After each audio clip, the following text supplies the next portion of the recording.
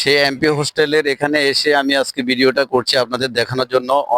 অনেকে হয়তো দেখে থাকবেন, অনেকে প্রায় এসে থাকেন এইসব জায়গায়।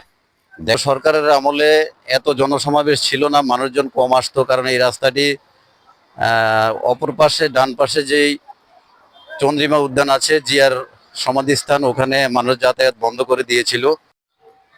আসসালামু আলাইকুম, কেমন আছেন সবাই? আশা করি ভালো আছেন। আমি আপনাদের দোয়ায় অনেক অনেক ভালো আছি। আজ আরেকটি নতুন ভিডিও নিয়ে হাজির হয়েছি। আজ আমি এসেছি সংসদ ভবন এরিয়ায়। সংসদ ভবনের পিছনের সাইড এগুলো হলো এমপি হোস্টেল। এই যে দেখতে পাচ্ছেন এমপি হোস্টেল সবগুলো খালি পড়ে আছে এখন। আগে এখানে এমপি হোস্টেলে এমপিরা আসতেন, থাকতেন, এখন সবগুলোই খালি পড়ে আছে। তো এই খালি জায়গাগুলো দেখানোর জন্য আজকে আমার এই ভিডিওটা করা। তো এমপি হোস্টেলের সামনেই বিশাল একটি লেক আছে। এটা হলো সংসদ ভবনের ঠিক পিছনে এমপি হোস্টেলের সামনে লেকটি।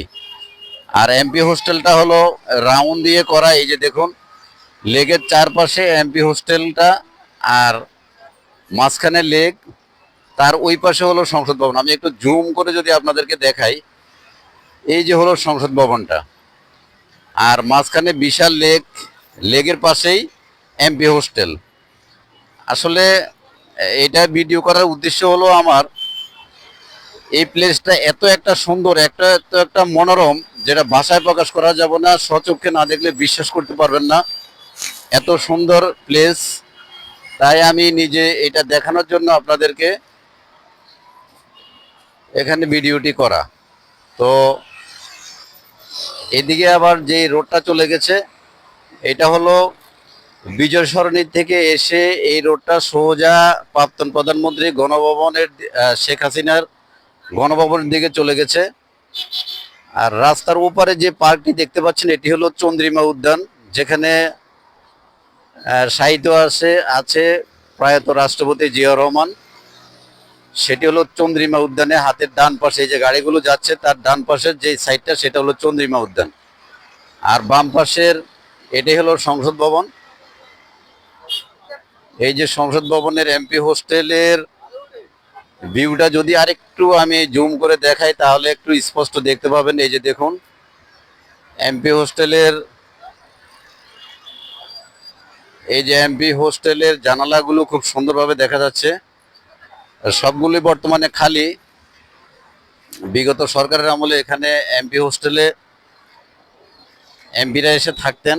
যখন সংসদ অধিবেশন চলতো তখন এখানে এসে বসবাস করতেন অনেকেই, আবার কেউ করতেন না, যাদের ভালো লাগতো তারাই করতেন।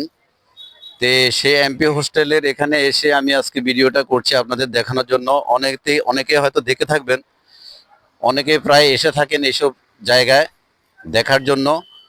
তো আজকে বন্ধের দিন, প্রচুর দর্শনার্থীদের ভিড় এখানে। দেখুন, কেউ ডান পাশে চন্দ্রিমা উদ্যানে যাচ্ছে জিয়ার সমাধি দেখার জন্য, আর কেউ বা এখানে এসে সময় কাটাচ্ছে। খুবই সুন্দর লাগছে আসলে প্লেসটা। পড়ন্ত বিকালে, শীতের পড়ন্ত বিকাল, মিষ্টি মিষ্টি রোদ, তার মধ্যে এই স্পটগুলো আমি আপনাদেরকে দেখিয়ে দিতে চাই। ওদিকে আবার লেকের পাশে একটি মাঠ আছে। দেখুন, সংসদ ভবনের পিছনে এই যে বিশাল একটি মাঠ, আমি জুম করে দেখাচ্ছি। আর তার বাম পাশে হলো সংসদ ভবন, এই যে মাঠটা। তো সব মিলিয়ে একটি অসাধারণ প্লেস সময় কাটার জন্য। কারণ শুক্রবার, আজকে বন্ধের দিন, প্রচুর দর্শনার্থীর ভিড় এখানে। শুক্রবারে এমনিতেই মানুষের ঘোরার জায়গা কম ঢাকা শহরে। একটু খোলামেলা প্লেস পেলেই অনেকে ঘুরতে আসে পরিবার বর্গ নিয়ে সময় কাটাতে। কেউ বা একা আসে, কেউ বা বাচ্চা কাচ্চা নিয়ে আসে, কেউ বা বন্ধু বান্ধব নিয়ে আসে। তো আজকে এই ভিডিওটা আপনাদের মাঝে উপস্থাপন করলাম আমি এই জন্য যে আসলে এখানে বিগত সরকারের আমলে এত জনসমাবেশ ছিল না, মানুষজন কম আসতো, কারণ এই রাস্তাটি অপর পাশে ডান পাশে যেই চন্দ্রিমা উদ্যান আছে, জিয়ার সমাধিস্থান, ওখানে মানুষ যাতায়াত বন্ধ করে দিয়েছিল ব্যারিকেড দিয়ে। তেমন একটি মানুষ যাতায়াত করতে পারতো না, মানুষের সমাগম এই জন্য কম ছিল। এখন এটাকে ওপেন করার ফলে প্রচুর মানুষের যাতায়াত বেড়েছে। এখানে মানুষ ঘুরতে আসে, কেউ বা ছবি তোলে, কেউ বা সময় কাটায় বিভিন্নভাবে। যাই হোক, আজকের এই ছোট্ট ভিডিওটি আপনাদের কেমন লেগেছে জানি না, আশা করি ভালো লাগবে। যদি ভালো লেগে থাকে তাহলে অবশ্যই অন্যদের দেখার সুযোগ করে দিবেন শেয়ারের মাধ্যমে, আর কমেন্টসে জানাবেন ভিডিওটা কেমন হলো। তো আজকে আর দীর্ঘায়িত না করে সংক্ষিপ্ত ভিডিওটি এখানে আমি রাখছি। সবাই ভালো থাকবেন, সুস্থ থাকবেন। আল্লাহ হাফেজ, আসসালামু আলাইকুম।